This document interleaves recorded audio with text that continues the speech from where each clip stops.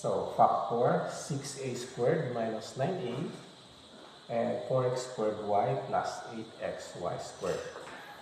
So, yung first step sa pag-factor ay hanapin yung GCF. GCF ng coefficient na 6 and 9. So, kunin natin yung greatest common factor nito.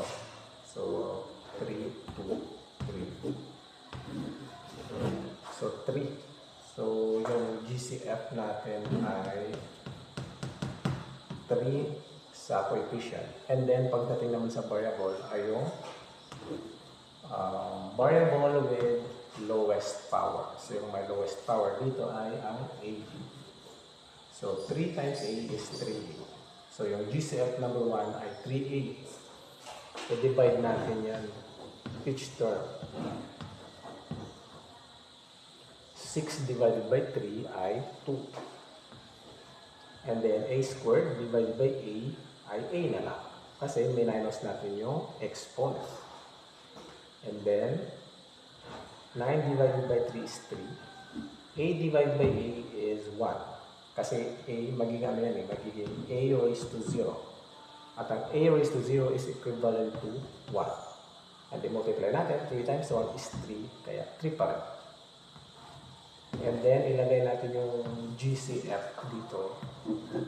So, ito na yung factor for number 1. 3A times 2A minus 3. Next, number 2, same process. Yung GCF ng 4 and 8. So, nakikita ko na kanina kung paano ko rin yung GCF. So, yung GCF niya ay 4. And then, yung variable with the lowest power sa x tayo ay may x squared tayo at x. So, x yung may lowest power. Then, sa y naman, y yung may lowest power. Yan. So, divide natin each term for 4xy and 4xy. So, 4 divided by 4 is 1. Yan. X squared divided by x is x na lang, no? Minus our exponent. And then, y divided by y is y raised to 0 or is equal to 1. Yeah. And then, 8 divided by 4 is 2. X divided by x is x raised to 0 or equal to 1. And then, y squared divided by y is y na lang. Minus natin yung exponent.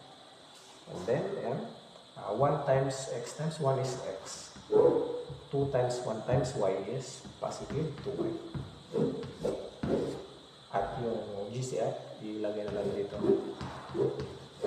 And finally,